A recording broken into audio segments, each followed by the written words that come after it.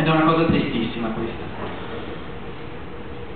Senza una prospettiva cade uno degli aspetti fondamentali dell'essere giovani in un certo senso, ovvero l'essere proiettati in avanti. C'è il rischio che noi facciamo domande contro un muro e che il muro che non ci ascolta vinca.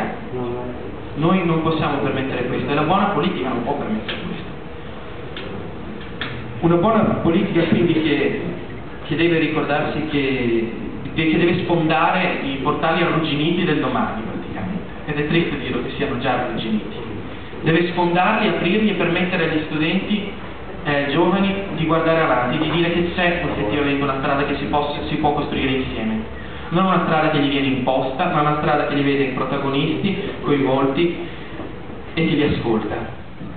E poi un'ultima cosa volevo dire. L'altro giorno stavo su Facebook, visto che lo utilizzo e lo utilizziamo molti di noi, lo utilizzano questo strumento. Una mia amica aveva fatto una nota, qui ha scritto la chiamata odori. Molto interessante questa la chiamata.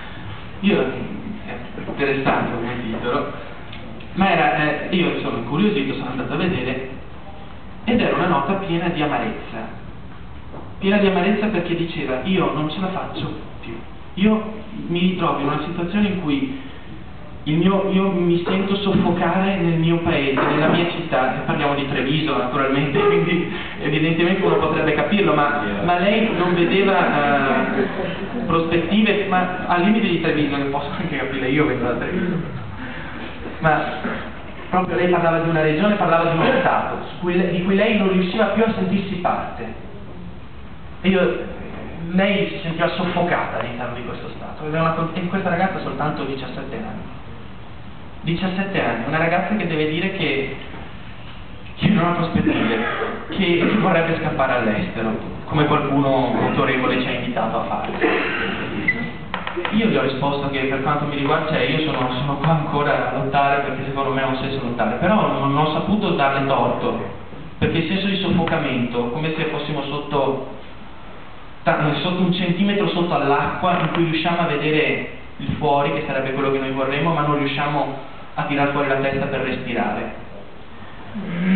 È una sensazione comune, purtroppo, ed è anche uno degli obiettivi che questo governo si è posto, quello di dividere, di creare conflitto, di creare malessere in un certo senso, di emarginare delle fasce sociali che non gli importano, di banalizzarle.